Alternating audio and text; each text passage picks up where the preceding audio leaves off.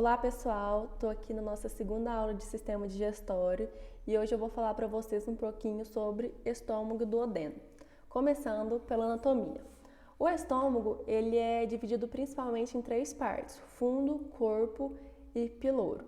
Ele é uma dilatação do tubo digestivo que está entre o esôfago e o duodeno. Ele está localizado na cavidade abdominal abaixo do diafragma. As suas paredes têm a capacidade de se estender, então podem tanto ficarem menores ou maiores. O estômago, ele recebe os alimentos, então ele tem a função de armazenar os alimentos e também de fragmentar os componentes sólidos, transferindo para o duodeno as partículas resultantes. Agora, o exame clínico. No exame clínico, a gente tem que fazer uma anamnese e um exame físico. Na anamnese, a gente vai avaliar a dor, que é o sintoma mais comum. O paciente vai chegar para a gente reclamando de uma dor visceral, uma dor geralmente aqui abaixo do apêndice xifoide, que é indicativo de úlcera péptica, e ele vai falar que essa dor é muito frequente, enfim, é a mais comum, então a gente tem que ficar atento. Plenitude pós-brandial, que é a sensação de persistência prolongada dos alimentos no estômago. Então, o paciente sente que o alimento não é digerido, que o alimento permanece muito tempo. Às vezes, ele vai jantar e ainda tem a sensação que o alimento do almoço ainda está lá no estômago dele. Saciedade precoce é quando o paciente chega para a gente reclamando que ele não consegue se alimentar mais. Às vezes, ele coloca comida no prato, ele dá 2 garfadas, já se sente muito cheio, muito satisfeito. Está perdendo muito peso, ele não consegue comer, porque ele já se sente muito satisfeito com pouquinha comida. Então, é a saciedade precoce. Náuseas e vômitos, dispepsia, que é qualquer dor ou desconforto na parte alta do abdômen. Pirose, que é a queimação. E também a gente tem que ficar atento aos sinais de alarme de doença gástrica orgânica. As doenças gástricas orgânicas são úlceras pépticas, neoplasias e lesões inflamatórias superficiais. A gente tem que ficar atento a alguns sinais de alarme, como idade maior que 40 anos, história familiar de câncer gástrico, perda de peso não intencional, hematêmese, disfagia, entre várias outras coisas. Já no exame físico, a gente pode ficar de olho também, por exemplo, na inspeção, a gente vai analisar tumores para ver se o paciente possui neoplasia gástrica, a gente vai analisar se tem peristaltismo visível, que indica obstrução do trato de saída do estômago. Então, o peristaltismo visível a gente vai ver mesmo, vai ver o estômago mexendo na barriga do paciente. E a gente, na palpação, a gente pode avaliar se vai ter os movimentos de defesa abdominal. Se durante a palpação o paciente sentir dor, ele vai fazer os movimentos de defesa, assim, como se ele fosse impedir a gente de avaliá-lo, porque ele está sentindo dor. Agora um pouquinho sobre os exames complementares, que é para a gente dar o diagnóstico certeiro, né? Porque através do exame clínico a gente vai ter uma hipótese diagnóstica e através dos exames complementares a gente vai confirmar essa hipótese ou então descartar essa hipótese. O primeiro que eu vou falar é o exame radiológico. Nesse exame radiológico aí a gente pode ver que na letra A é uma úlcera gástrica e na letra B é o mesmo caso, mas após o tratamento. O exame radiológico ele é feito através da ingestão de uma suspensão de sulfato de bário e aí vão sendo coletadas várias imagens do estômago do paciente e aí o radiologista examina. Durante o exame, o paciente vai ter várias posições, então o médico vai mudar o paciente de posição para avaliar todas as partes desse órgão. O exame radiológico consegue detectar lesões ulceradas e neoplasias, principalmente. Agora, endoscopia digestiva alta. Nessa letra A, a gente pode ver o antro gástrico. Nessa letra B, a gente vai ver uma erosão pré-pilórica, porque tem uma prega demasiada, ele está bem hiperemiado, né? Na C, a gente vai avaliar uma úlcera gástrica. Na D, um câncer gástrico por conta de uma lesão ulcerada, com bordas infiltradas, elevadas, os limites estão um pouco imprecisos, as paredes estão irregulares. Na E, a gente vai ver pólipos gástricos, né, que são esses pólipos arredondados, com superfícies rosadas. E na F, é um pâncreas ectópico, porque é uma lesão elevada com umbilicação central, correspondendo à imagem endoscópica do pâncreas ectópico. Então, na endoscopia digestiva alta, a gente consegue avaliar todas essas doenças. Então, por quê? Porque ela consegue avaliar toda a superfície interna do estômago. E aí também ela consegue nos dar uma biópsia e polipectomia simples. Com a endoscopia digestiva alta, a gente consegue tratar varizes esofágicas, ressecção de lesões neoplásicas, tratamento de hemorragia, entre várias outras coisas.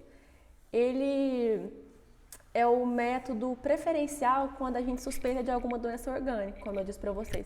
Então, quando a gente suspeita de úlcera, de neoplasia, a endoscopia digestiva alta é o método preferencial para diagnosticar essas lesões. A cintigrafia é o estudo do esvaziamento gástrico. Ele é usado principalmente no diagnóstico de gastroparesia, que é o retardo do esvaziamento gástrico e do refluxo gastroesofágico. Os testes para o diagnóstico da Helicobacter pylori. Essa infecção pelo H. pylori pode causar gastrite, úlceras e neoplasias. Então, para a gente diagnosticar, a gente tem que fazer alguns testes, como teste histopatológico, teste respiratório, antígeno fecal e sorologia.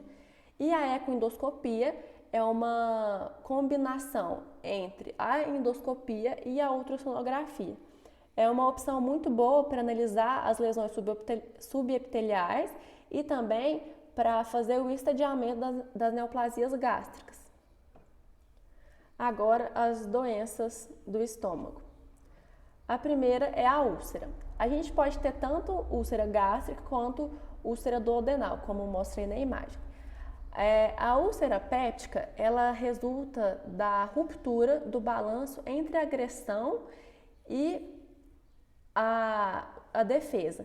Porque é assim, ó, o nosso estômago, ele tem os mecanismos de defesa contra a agressão causada pelo ácido clorídrico. Então, quando esses mecanismos ficam desregulados, ocorre uma lesão, né, um machucado, que é a úlcera. A maioria das úlceras pépticas são causadas por H. pylori e o paciente vai chegar reclamando de uma dor intensa, de anorexia, de perda de peso mais acentuada. Então, ele não fez dieta, mas está perdendo muito peso sem explicação. Também ele vai reclamar de hematêmese, né, que é o vômito com sangue vivo, e melena, que é o sangue nas fezes. A melena é quando o sangue já passou pelo processo digestivo e ele vai sair nas fezes. Então, vai ser um sangue escuro, vai dar uma coloração escura para as fezes. Vão ser umas fezes pastosas, de cor preta, de odor fétido, e o paciente vai relatar que as fezes estão flutuando no vaso. Isso tudo é indicação de úlcera péptica. Já na úlcera duodenal, vai acontecer os mesmos sintomas, mas ele vai ter outro sintoma importante, que é a ritmicidade ou clocking. O que é isso? O paciente vai acordar com dor. E também a maioria das úlceras duodenais são causadas pelo H. pylori, como a úlcera péptica. O câncer gástrico. Aqui a gente tem duas imagens, a primeira é um exame radiológico e a segunda é uma peça cirúrgica, os dois de câncer gástrico. O câncer gástrico raramente acomete indivíduos menores de 40 anos, ele vai aumentando com a idade e a gente tem dois tipos, que é o adenocarcinoma, que é o mais comum, e o linfoma. Os sinais e sintomas que a gente tem que ficar atento, né, os fatores de risco, na verdade, é a infecção por H. pylori, se ele tem fator de risco como história familiar, ingestão elevada de sal, tabagismo, alcoolismo, entre várias outras coisas. Já os sintomas que o paciente vai relatar para a gente é saciedade precoce, dor epigástrica, vômito, perda de peso, astenia e anemia. O diagnóstico de câncer gástrico é feito através do endoscopia digestiva alta e da biópsia. Aqui eu vou falar um pouquinho sobre gastrite e gastropatia.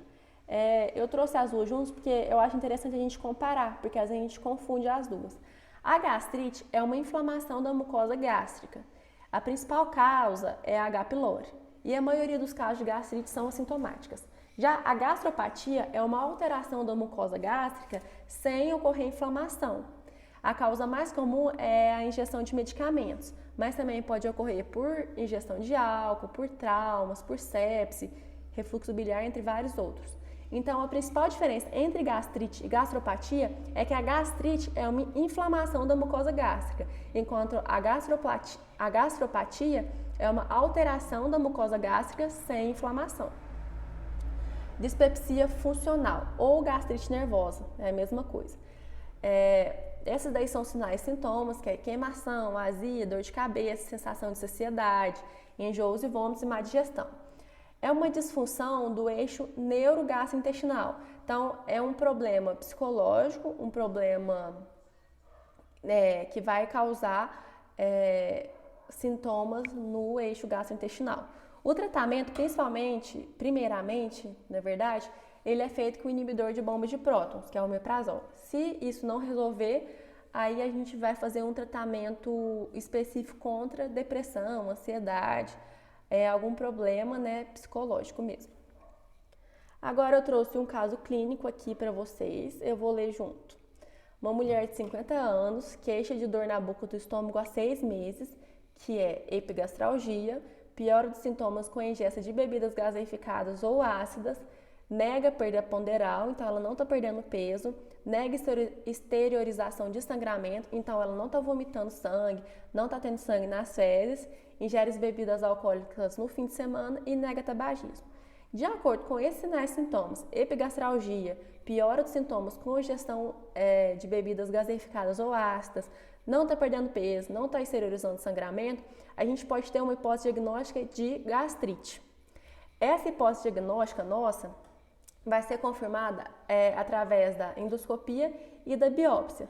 Porque a biópsia a gente vai procurar se tem H. pylori, que é a principal causa de gastrite.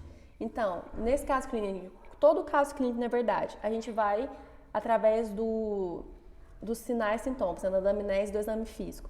A gente vai ter uma ideia de uma hipótese diagnóstica, aí a gente vai pedir exames complementares e aí sim a gente vai confirmar essa hipótese. Correto? Espero que vocês tenham entendido essa aula, que tenha sido proveitoso para todos e até a próxima.